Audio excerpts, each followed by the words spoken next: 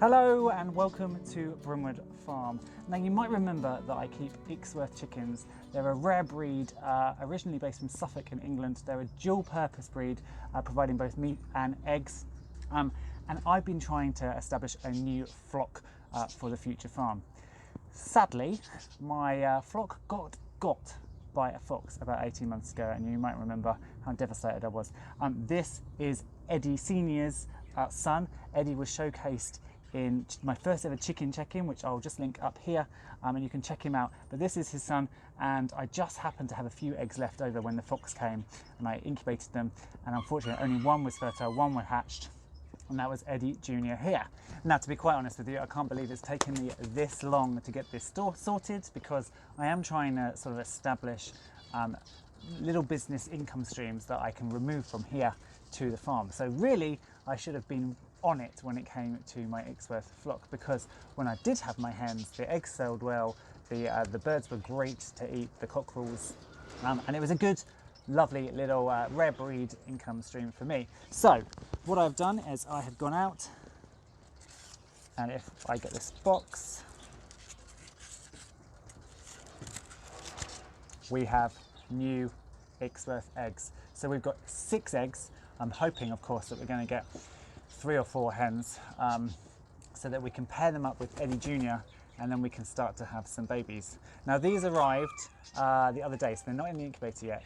Now, if you've got hatching eggs, you'll know that the main thing you must do is you must sit them pointy end down for at least 24 hours for it to settle, because this egg has gone through the post and it's been jiggled and jaggled around, and the main thing that happens is the air cell at the top of the egg becomes loose and detached. Now, you can put that into the incubator, but as soon as it starts rolling it, that air cell, because it's not attached inside, it's going to start rolling around as well. You do often result with saddles, which is where your air sac, instead of being around here, you end up with a saddle, so it kind of goes up like this.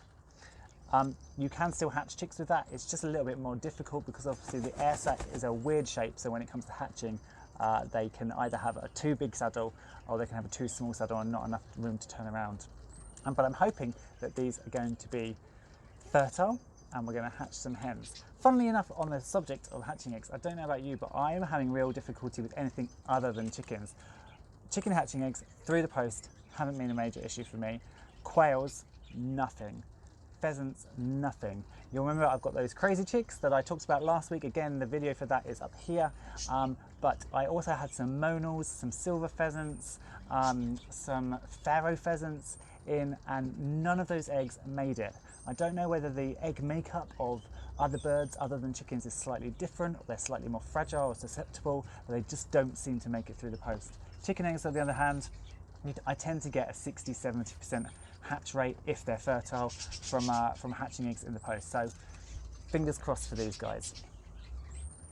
Look, Eddie, they might be your ladies. People like you. Yeah, your ladies. You excited? Don't think you get it, do you?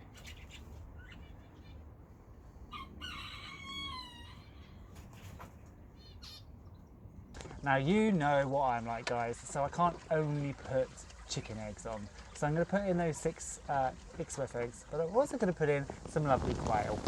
So here are some of my quail. Hi, guys. Now, my quail are fairly old, so they aren't laying as much. So this is today's haul. I've got 6 eggs. They are lovely. I just love quail eggs. They're so pretty. But although they're still laying eggs, they're not as fertile. So fertility with your birds goes down as they get older. And so out of these 6 eggs, I probably only expect to get 1 or 2 chicks, if that. But I'm going to put a load on so that hopefully we get a few more younger quails. I can buy in a couple of cockbirds and then use the younger hen birds to kind of increase the fertility again. Hello, what are you doing? Falling out. Up you get then. So that is the plan, to put on chicken eggs and quail eggs in a year when I said I wasn't going to hatch anything. But now, as always, Brimwood Farm isn't just about chickens, but also some plants. And one thing I have to show you is the Magnolia. It finally popped. Look at that. Here is my hand for comparison. That flower is massive. It's not called Magnolia grandiflora for no reason. Grandiflora it is. Blimey. That's just stunning.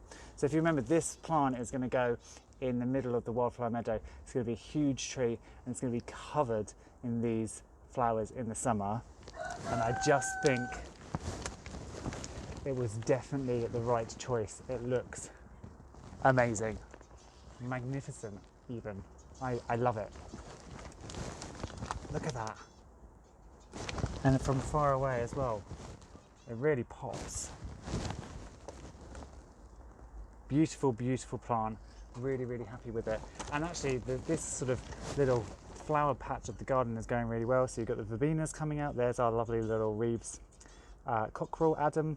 The jasmine is out, so that's smelling divine. We've got osteospermum, we've got nicotiana down there. The first, actually I should show you, the first of the dahlia bulbs are getting ready to pop. So they're going to add to this sort of concoction of flowers. I love this dark flax as well. It looks really nice against the greens and the purples and the purple flowers of the verbena. This is verbena Bampton. It kind of ties it together, the purple stripes here, and then it also is dark enough to create this background.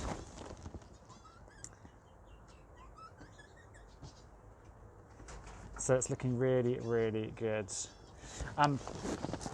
But one other thing I also wanted to show you was the tomatoes.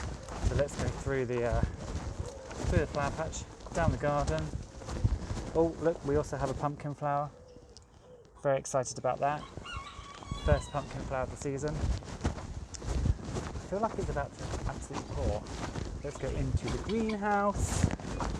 And here we have our tomatoes. Now tomatoes, it is fairly sheltered in here. It is fairly shady as well, but they still do well. So I'm not gonna knock it. These are the willow that are now planted up into pots. And we also have our first tomato flower coming. So that's really exciting. So, it's June, it's almost July, tons of stuff is happening here on Brimwood Farm. And we're planning for new stuff with those chicks, but that flower, I can't believe it. I literally just turned around a few minutes ago and saw that Magnolia flower. And I know that I have made the right choice in choosing that, because it's going to be amazing. Think when that tree is sort of as tall as a house. Grandiflora trees get huge. They can get to 2 stories high. And if it's covered in those flowers, that's going to be a sight. So I'm going to potter, probably water, even though it is about to rain. I will probably have a little bit of a water as well. Put all the chickens to bed for the evening. I hope you've enjoyed the video. If you have enjoyed this, the catch up at Brimwood Farm and the promised things to come, please hit the subscribe button and also the like button to show that you've liked the video. If you're on Facebook, feel free to come and join us at Brimwood Farm's community group. But for now, I'm going to go and potter. Have a lovely evening, and I shall see you again very soon. Bye bye.